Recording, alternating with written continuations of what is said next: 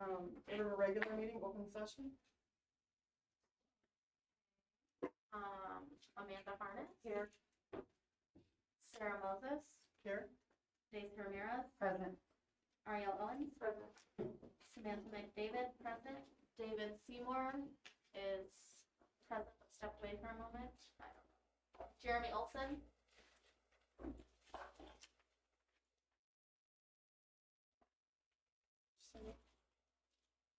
Sarah Moses. Here. I don't. Okay, sorry, I have. Maybe. Anyway. Okay. Next up is Pledge of Allegiance.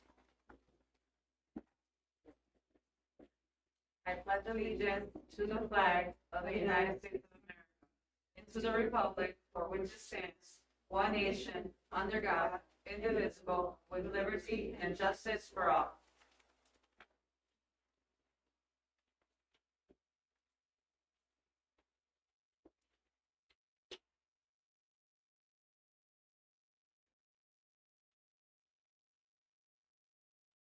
So next up, we have public comment. Members of the public who wish to speak to the board should complete a request card prior to the start of the meeting. This section of the meeting will be reserved for comments from the public. All comments should be limited to 3 minutes. Criticism of individuals is not in order. And we have one public comment tonight. It's Mr. Tim, is it Ball? Well, B-A-L-L. Okay, I kind of saw the ear up in the so Mr. Tim Ball, and the subject is personnel. Do I sit there or? sit You can there? just come and stand or sit or. All right. My wife is a parapro at high school. And we were talking one night a couple weeks ago, and she said that the kids are allowed to have backpacks at the school. And they can walk to and fro through the school with their backpacks. That seems okay. But there's no metal detectors. There's no one searching those backpacks. There's nobody making sure the school is safe. And as I talked to some of the coworkers and other people who worked at school, it seems like George Orwell's book is coming true. Lord of the Flies, these are 2 fiction books. Lord of the Flies is coming true. There's no one keeping these kids in any kind of structure or safety for the personnel.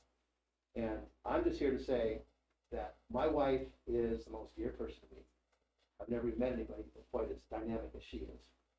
And you have her in a situation where your kids do drills for random shooters or whatever it's called, shooters in high school. And yet you allow the kids to come to school with backpacks and you don't check them. I wanted to know why. I mean, the superintendent's here, so she should know why. That's not happening. Kids are allowed to threaten the staff, attack the staff, do all sorts of stuff to staff, and then they're released back to class. I mean, just today, a kid comes into class, has the F word written on the back of his underwear, showing it to students. He's sent to the office, and the office chews out the staff. Why are you having a problem with this kid sagging? I mean, there isn't a person here, doctor, I'm sure you're all highly educated. There isn't one person in this room that could get through school and get your PhDs with people letting you do whatever you wanted in the education system. So if you're not going to care, then I want to know what it is that you do for the future of the United States. These are our leaders coming out of that school, and leaders are not produced by letting them do whatever the heck they want to do in a structured system. And there's nothing more structured than school. We all went there. If I were to just tell a teacher to go to hell, whoop, I'm out for 2 days. These kids are allowed to walk the halls, curse people out for asking them, what are you doing walking the halls? What's going on here? My wife works in a place that you are guaranteeing is a safe workplace. I'm sure you have a union contract, because they're all unions. That union says that there's management rights. Management rights will be to have a structured and safe place for people to work. And then it sounds to me like what I'm hearing, if it's true, maybe my wife is completely lying and the people I'm talking to throughout the school that I meet are lying, but I don't think so. So, Dr. Garcia Sanchez, you're the superintendent. These things are really happening, unless all these people are lying. And it's been happening for years here, so this is just your problem. Thank you, Mr. Ball. But it needs to It's been stop. 3 minutes. It needs to stop. We appreciate your comment. Okay, next up is board correspondence and committee reports.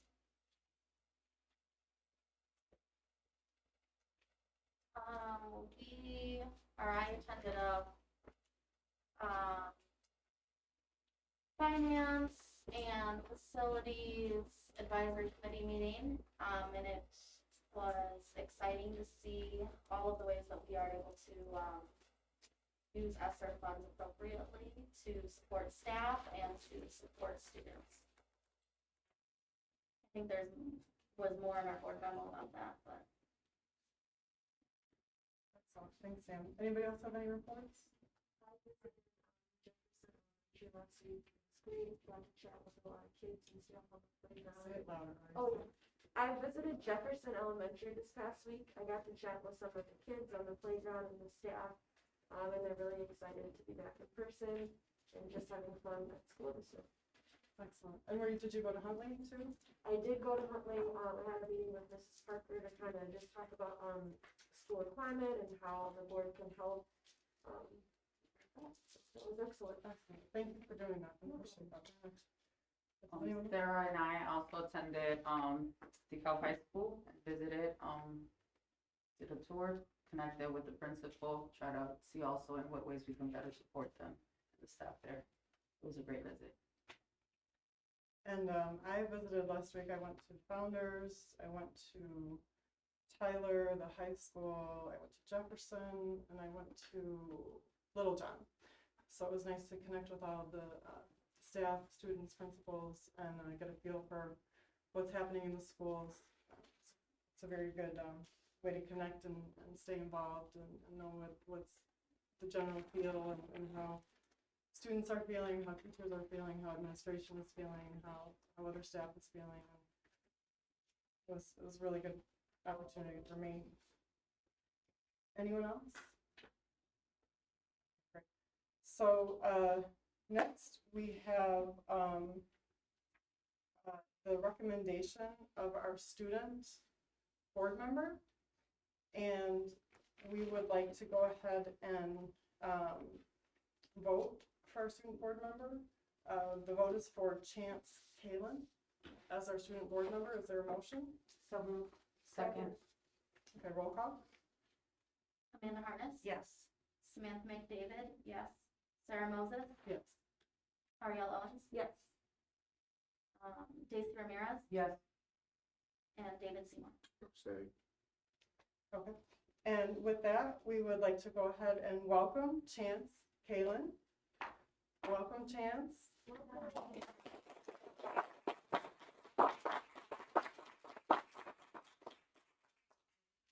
So Chance was one of 4 interviewees who came and interviewed with us, and it was a wonderful experience to have so many students come and show their interest in leadership and serving their community and their fellow peers.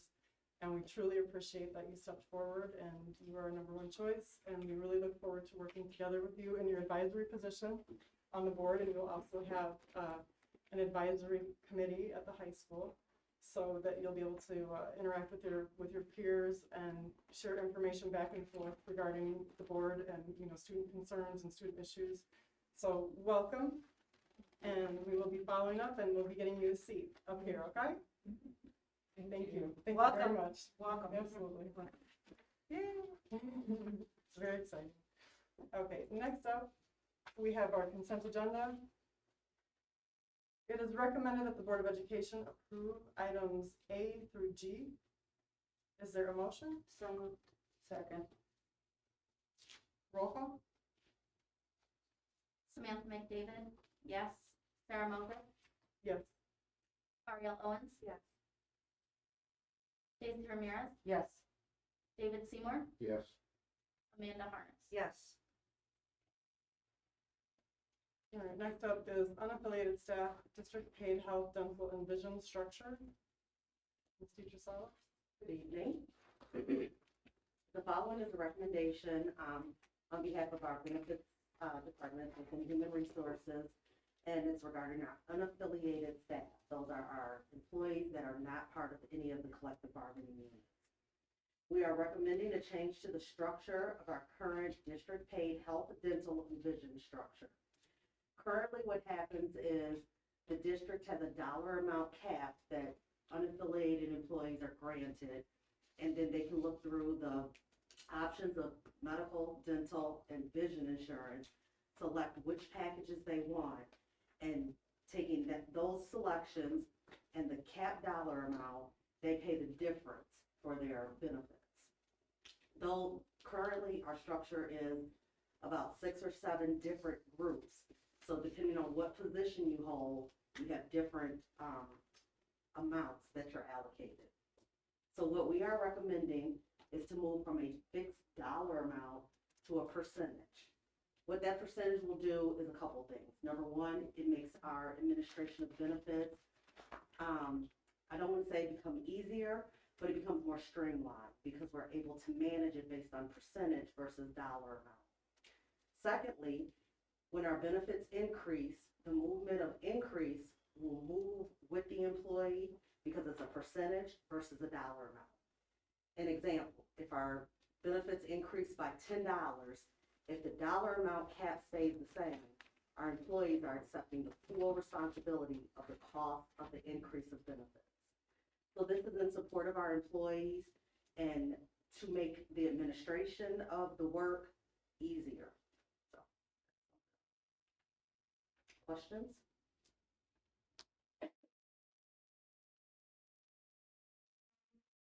Can I ask a question? I don't know if you will, or if you or Cindy will speak to it, but like sustainably, our benefit, our premiums grow, or what we pay each year grows pretty much. It's kind of like given that it grows by whatever percent. So then what the district is paying will also grow each year. Is that, does it cause any concern at all? Well, I mean, there's the cost here, about $100,000 a year is on the high end, because I always like to look at, well, let's say worst case scenario, meaning everybody taking family coverage. So if that were the case, that would be the cost. When I looked at what actually everybody's taking, it's more about $70,000 or $80,000 a year. So it's really gonna depend on what choices people make. And the way we've set this up is to kind of have people look at the HMO plans, because we will cover more costs, and those plans are less expensive. So, and then those that want a lower deductible, which is the PPO 750, then we wouldn't cover as much, because then they're basically making that choice of the consumer, what sort of plan they want, what deductibles they want, and what type of plan they want. So it kind of helps to even it out when you look at it historically. And in our budgeting process, we assume that every employee will accept benefits, and we budget it based on family. So for individuals that don't take benefits at all or don't elect family, there's cost savings there. So we budget on the high end. Yeah, so there's always a cushion for that, because we do budget, assuming everybody's going to take the full coverage. But it is helpful to employees then as their premium raises, then, yeah. We're sharing in the cost. Okay.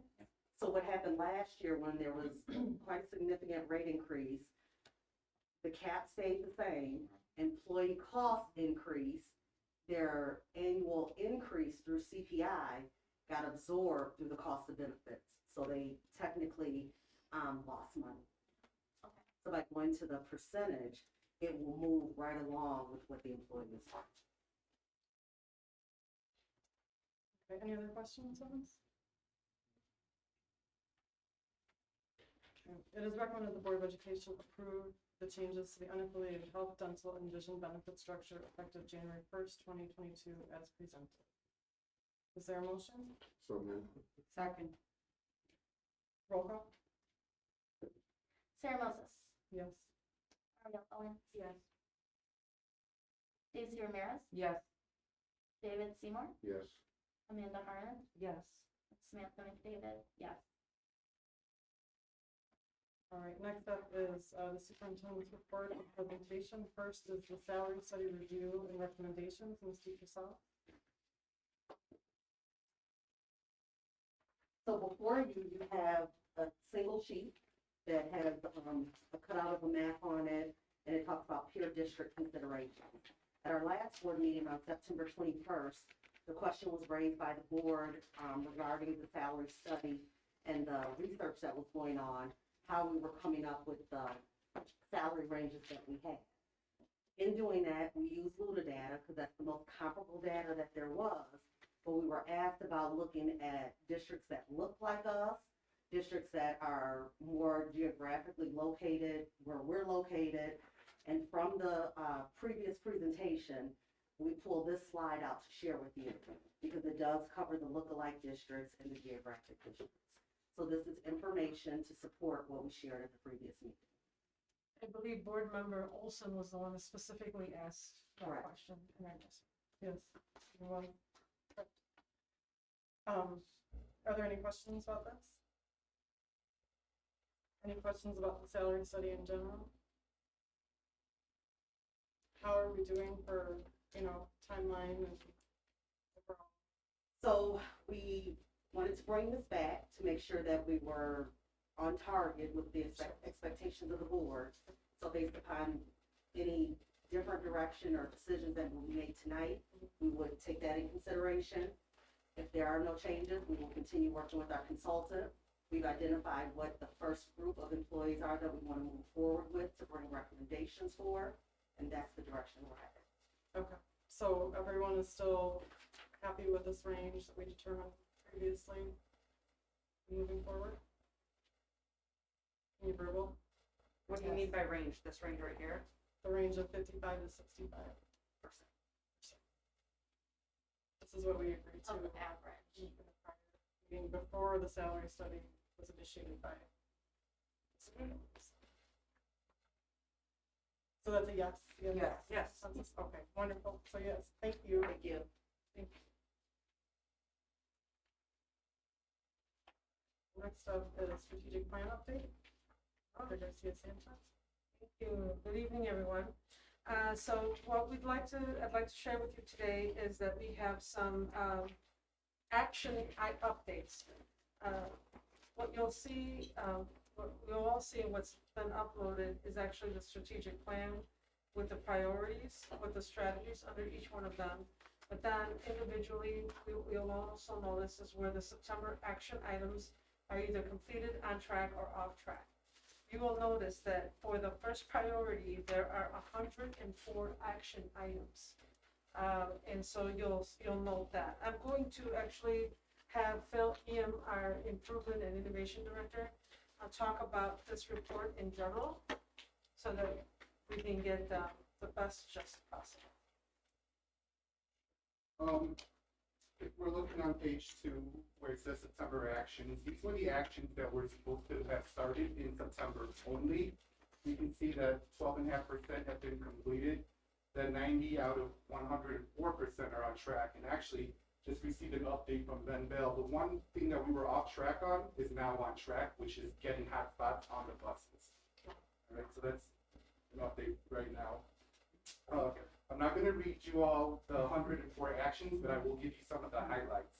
Some of the highlights are for grades K to 5, we've created a guiding document for balanced literacy, developed learning modules, have those learning modules in a professional learning plan, and we will be enacting those throughout the course of the school year so folks get some learning around balanced literacy. A committee has been established to oversee the creation of SMART goals. And there's also been professional learning that's been developed to communicate expectations regarding restorative practices. Those are complete. In terms of on-track highlights, a needs assessment has been created to determine the current process by which secondary leaders gather and use information and data to support struggling students in their schools. The new Chromebooks for students 1st, 5th, and 9th grade, and new computers for teachers have been ordered with the delivery schedule. The facility teams has met with the architect to discuss potential options for building additions and new buildings. I'm going to gloss over the off track because now it's on track. I'm just trying to give you the high level highlights. For strategic priority 2, there were 3 actions that should have taken place for the month. We're on track with 2 of the 3 actions, and one of them has already been completed. The highlights there is the addition of a facilities use manager to help us expand the use of schools in our community before and after school. A family and community engagement framework work group has been formed to review and synthesize and also make sure that we adapt the PACE framework for our district. Strategic priority 3, in the month of September, there should have been 5 actions. All of those are on track. Some of the highlights there are the ESSER 3 application process continues, and requests from Departments and buildings are being received and evaluated to ensure that they qualify for this funding. I'll gloss over the salary compensation because we were all here for that one. The technology department applied for an emergency connected fund grant, which was awarded by the FCC and USAC in the amount of $996,993 to assist with the funding of one-on-one technologies for the school year 22-23, as well as to help us close the digital divide.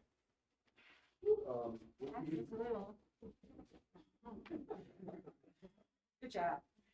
With these ESSER funds, we have been able to enhance our cyber perimeter and mitigating solutions. So thank you, Ben, for keeping us nice and safe on the internet.